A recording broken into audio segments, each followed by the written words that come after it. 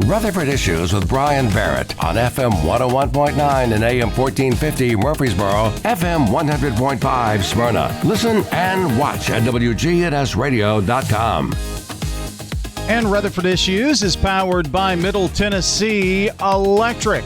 From early morning bus runs to late night homework sessions, MTE is proud to power the bright young minds of our community. Supporting local schools and families, that's good energy from Middle Tennessee Electric. Our buddy Lee Colvin joins us here this morning from parts unknown, but he's always here. Mr. Colvin, good morning, sir. Good morning, Brian. How are you doing today? Wonderful, wonderful. It's good to have you with us here today. Great to be here, buddy. We're going to be talking about some small habits that can help shape a stronger financial future, huh? You know, it's all about the little things that make a difference for us, Brian. And financial security does not have to come from a big salary. It does not have to come from a lucky investment or some dramatic turning point. For most people, wealth is built more simply through small habits that just keep repeating many times over. Well, I can remember, although at my age, sometimes it's hard to remember anything. But, back when I was younger, I always had the excuse, that, I really didn't feel like I had enough money to start investing. But you were always there whispering in my ear, Brian, invest. Do the small things. That's right. And, the reality is that, being younger, you're in a great position to build the small habits that will help you create lasting wealth. Mm-hmm. So we wanted to bring a few tips to help you get started today and hopefully help keep folks on track for the long term. Well, here are the tips, okay? I'm going to give all 5 of them to you, just 5 quick tips, and then Lee's going to expound on those a little bit. But one being to automate savings before you spend. Watch the small stuff. Don't let your lifestyle outpace your income. Start now, even if doing so imperfectly. And staying aware, not obsessed. So let's take these one at a time. And Lee, this was one of the things that I know you said to me a long, long time ago, and you were right. Automating your savings before you spend. Talk a little bit more about that.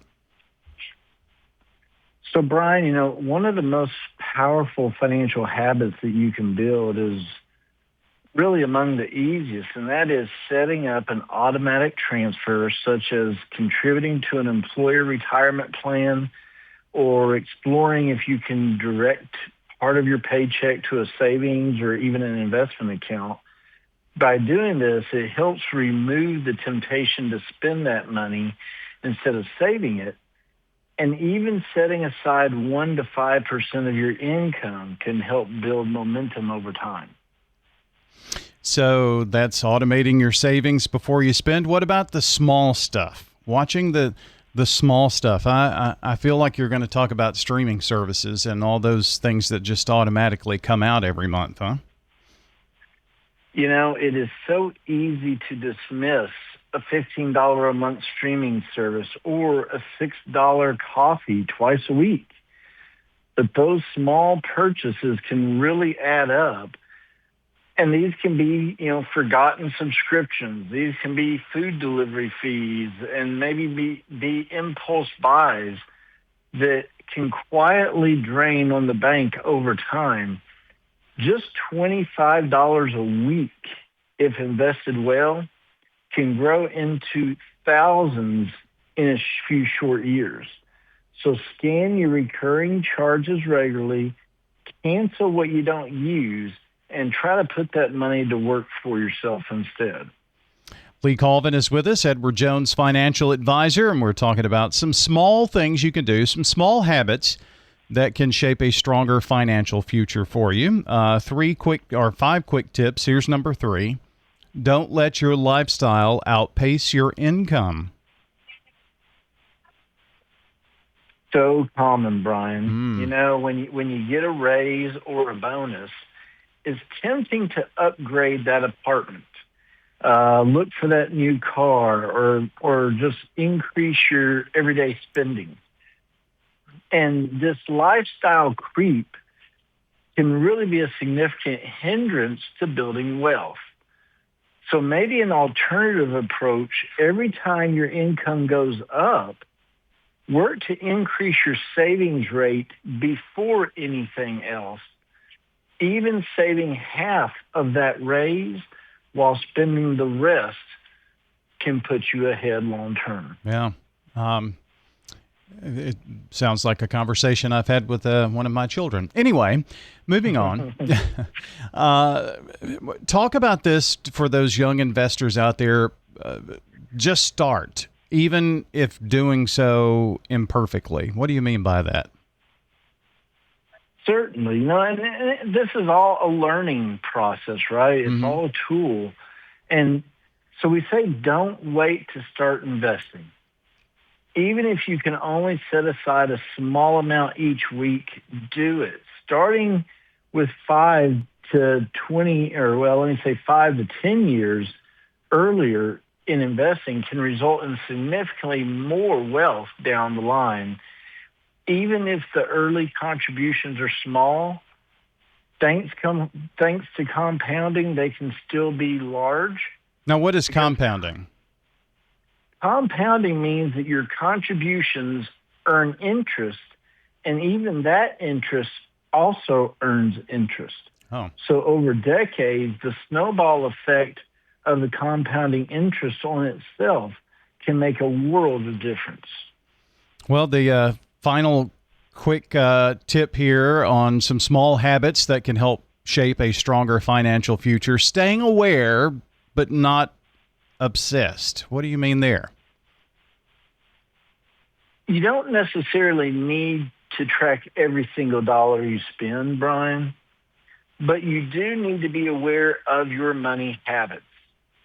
A quick weekly or monthly check-in on your accounts, spending patterns, and your progress towards saving goals can help you catch problems early.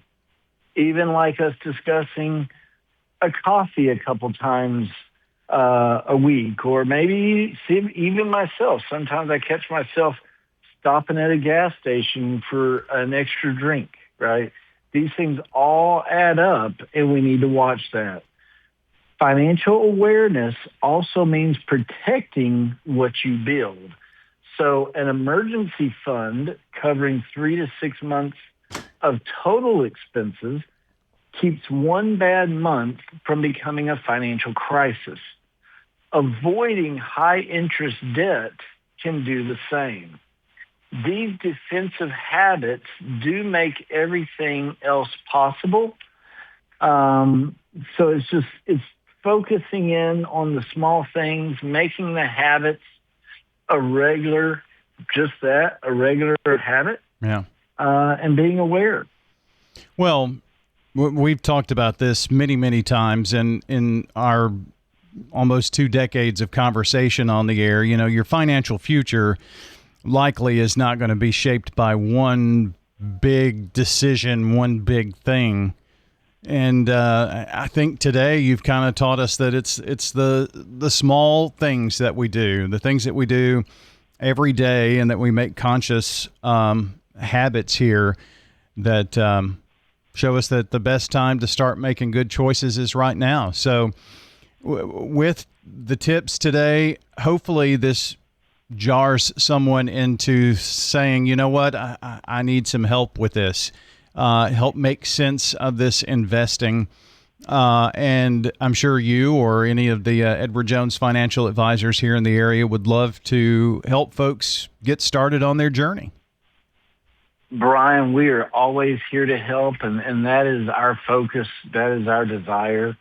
Please, if there is somebody listening today, or you know of somebody who needs to begin this process for themselves, ask them to reach out to us. They can call my office at 615-907-7056. Again, that's 615-907-7056. We would love to ask some preliminary or inquiring questions, find out who they are, where they are, what their situation is, and get them with the right advisor locally with Edward Jones that we feel may be able to assess and help them the best. Lee, as always, thanks for joining us today. Thank you so much, Brian. Hope you all have a great week, and we'll talk to you in just a few. That sounds good. That is Edward Jones, financial advisor, Lee Colvin, joining on the show today. And if you missed part of our conversation, you can go back, listen, or watch at WGNSradio.com under podcast and look for Rutherford Issues.